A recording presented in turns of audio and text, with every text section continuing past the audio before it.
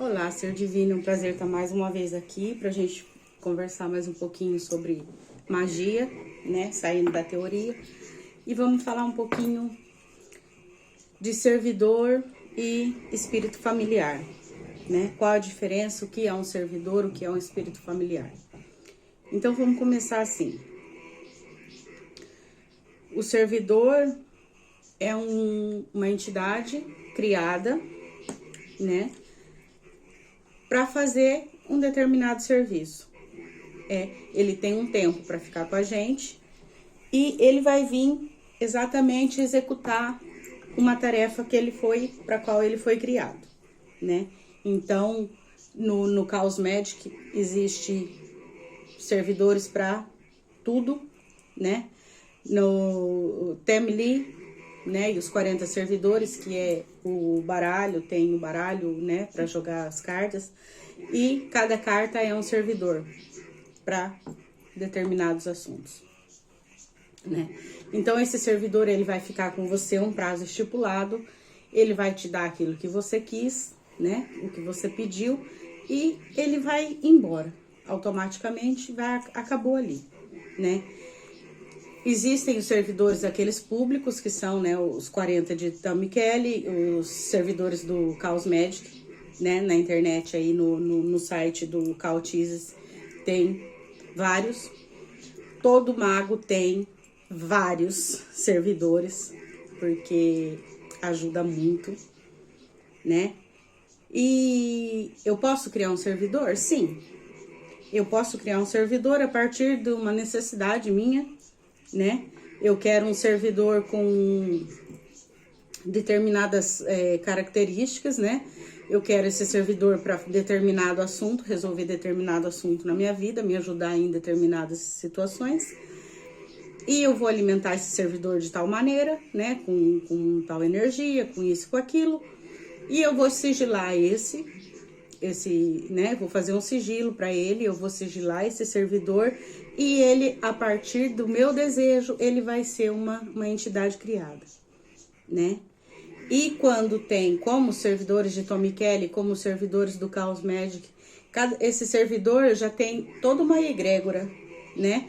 Porque quando tem mais de uma pessoa que alimenta, que cultua, né? Cultua no sentido não de cultuar como uma entidade, né? Mas que alimenta a energia dessa entidade, cria-se uma egrégora, né? Então, toda egrégora, toda entidade, ela pertence a uma egrégora a partir disso, a partir do momento que outras pessoas também alimentam essa energia, né? Dão força para essa energia, para essa entidade. Então, o servidor é isso. O espírito familiar, o que é? O espírito familiar já é um espírito que ele fica com a gente. Ele pode ter vindo já de outras gerações. Esse espírito pode ter sido da minha bisavó, que foi para minha avó, que foi para minha mãe, tá comigo. E ele vai para o meu filho, ele vai para o meu neto e ele vai ficar, né? Ele é um familiar, ele é da família, ele não vai embora, né? E ele precisa de um corpo. Ele precisa de uma morada, não é como um servidor que você faz o sigilo, alimenta, é uma entidade, né? O servidor, ele precisa, o espírito familiar, ele precisa de um corpo físico. É normal a gente ver que quase toda bruxa tem um gato, tem um animal de estimação, tem uma coisa. Porque ele é o corpo do espírito familiar, né? É normal também. Às vezes a gente vê muito, uma pessoa morreu e o gato que ele tinha morreu depois disso, porque deu passagem, né? Esse espírito, ele não quis mais ficar na família e ele saiu. Então, o espírito familiar, eu posso chamar um? Posso, né? Tem muito daimon da Goetia que deixa familiar, que é um espírito familiar, né? Mas aí você precisa ter o local físico para esse espírito familiar. Pode ser que você não tenha um gato, um cachorro, um animal, mas você tem que ter um altar, você tem que ter uma imagem. Esse espírito familiar, ele é alguém da família, ele tem um nome, né? Ele vai estar aí e ele precisa do corpo físico, tá bom? Ele é alimentado também com a energia, ele participa de todos os, né, aquilo que a gente faz, ele tá ali, ele aconselha, ele é o grilo falante do Pinóquio, né? É um espírito familiar. E, né? E o espírito familiar, ele participa de tudo que você faz. Todas as decisões que você vai tomar, que sejam importantes, você tem que consultar ele, você tem que né? E a opinião dele sempre vai prevalecer, né? Porque ele é um espírito milenário, ele tá na família, ele tá com você por um motivo, né? Ele tá com você por uma força espiritual maior, né? Não foi você que escolheu o familiar, né? Ele tá ali porque ele tem uma razão de ser, ele tem uma razão para estar com você, que seja herdado da família, que seja herdado da sua avó, da bisavó, né? Ou que você mesmo tenha criado esse espírito familiar, porque você pode chamar um. Mas ele sempre vem por um motivo, não é só porque você chamou ele, te achou bonitinho que ele tá aí. Ele tem alguma coisa no teu caminho para ser resolvida. E é isso que ele vem fazer, ele vem trabalhar, né? O teu caráter, ele vem trabalhar as suas emoções, ele vem trabalhar os seus instintos, né? O familiar, ele é aquela vozinha mesmo, né? É o nosso grilo falante, que tá ali mostrando o que é certo e o que é errado, né? E às vezes a gente precisa abrir mão um pouco do nosso livre-arbítrio e ouvir o que ele tá falando, o que ele tá mostrando, mesmo que pra gente não seja tão agradável, né? Mas é assim. Então é isso, um espírito familiar e um servidor, né? Existem os servidores esses do Chaos Magic, existe o servidor do Tommy Kelly. Os Daimons da Goetia são servidores também, né? Embora em uma outra, né? Em uma outra escala aí de poder, não de poder no sentido de, né? De poder mais ou poder menos, no sentido de força física mesmo, né? Porque os Daimons da Goetia, eles são muito humanos, né? Muito parecido com a gente. Eles estão em dimensão muito próxima à nossa, né? E eles são espíritos milenares, né? Eles são entidades milenares. Eles não são espíritos, né? Eles não são formas criadas como servidores do Chaos Magic, servidores, enfim, né? Os Daimon da Goetia são criaturas viventes, né? Não são mortos, não são espíritos, né? Eles são criaturas milenares, mas eles têm um prazo de vida, né? Que é milenar em confronto à nossa vida, que dura aí o máximo 100 anos. Então, eles têm o prazo de vida deles, eles não têm uma faixa de evolução, né? Já um servidor criado, ele vai evoluir, ele vai crescer, né? Ele vai formar uma egrégora a partir de pessoas que alimentam essa energia. Os Daimon da Goetia, eles não precisam da gente alimentar essa energia nesse sentido, né? Eles precisam sim do nosso Ki vital para eles também se nutrir, se manter, né? Mas como Ki vital, não como uma energia que mantém essa entidade viva, né? E tem todo um processo. Mas muitos Daimons da Goetia deixam servidores, deixam espíritos familiares, né? E um Daimon desse, ele pode ser o teu espírito familiar, sim, né? Só que o servidor, ele tem o prazo certinho, né? Geralmente o contrato com o servidor é 1 ano e 1 dia. Depois ele vai embora sozinho, você não precisa chamar. A não ser que você queira que ele fique mais.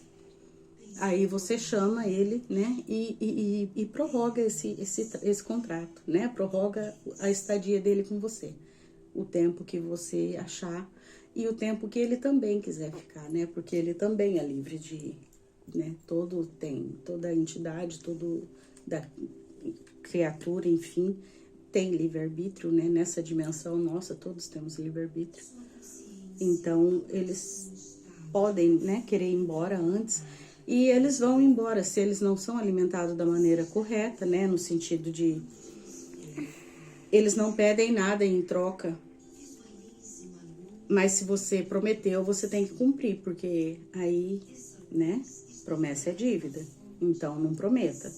Tanto para servidor, quanto para o Daimon da Goethe, quanto para espírito familiar, que aí é pior ainda, né? Porque esse daí não vai embora, não. E ele vai querer o que é dele.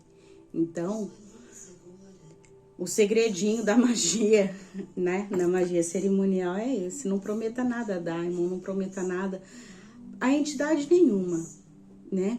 O que a gente tem que dar em troca é o respeito, é a credibilidade, é a nossa honestidade em ser aquilo que a gente é quando a gente chega na frente de uma entidade dessa para pedir alguma coisa, né? E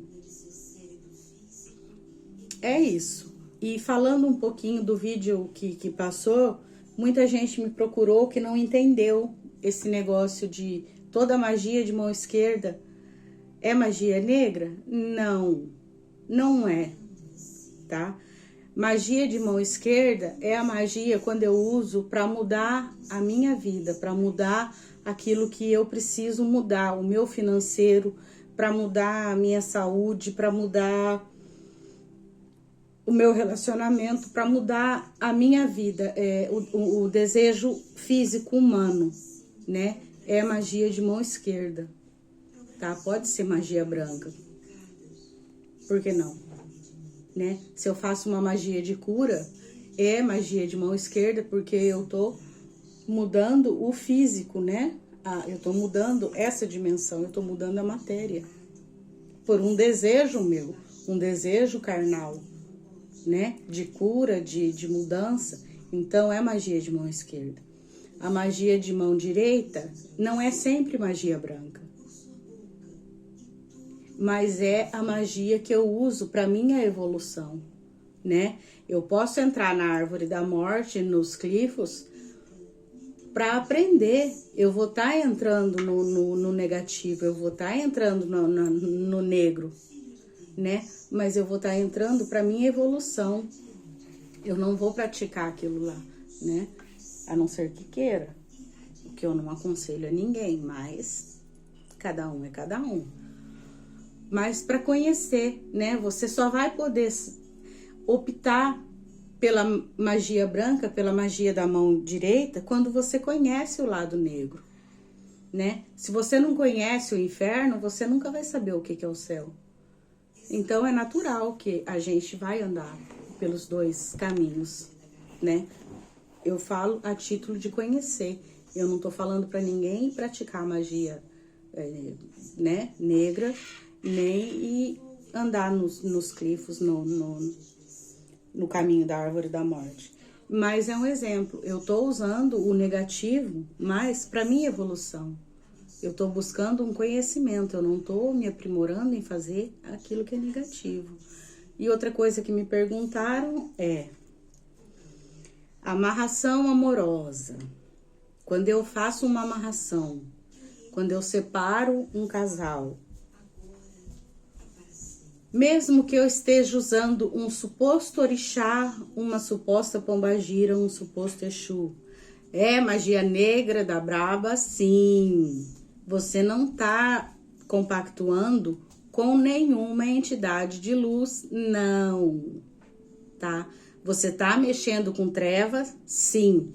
Você não tá mexendo com orixá nenhum, porque orixá não faz amarração e nem separa casamento. Você não tá trabalhando com pombagira nem com exu, você tá trabalhando com quiumba daqueles bem bravos, tá? É magia negra, sim. Ah, mas não fui eu que fiz, eu paguei pro fulano fazer. Você pagou pro fulano fazer pra você, porque você não sabe fazer. Então, o karma é teu. Você fez magia negra, sim, tá? Então, não pensa não, porque eu mandei o feiticeiro fazer, porque eu mandei o suposto pai de santo fazer, ele vai pagar o dele, lógico.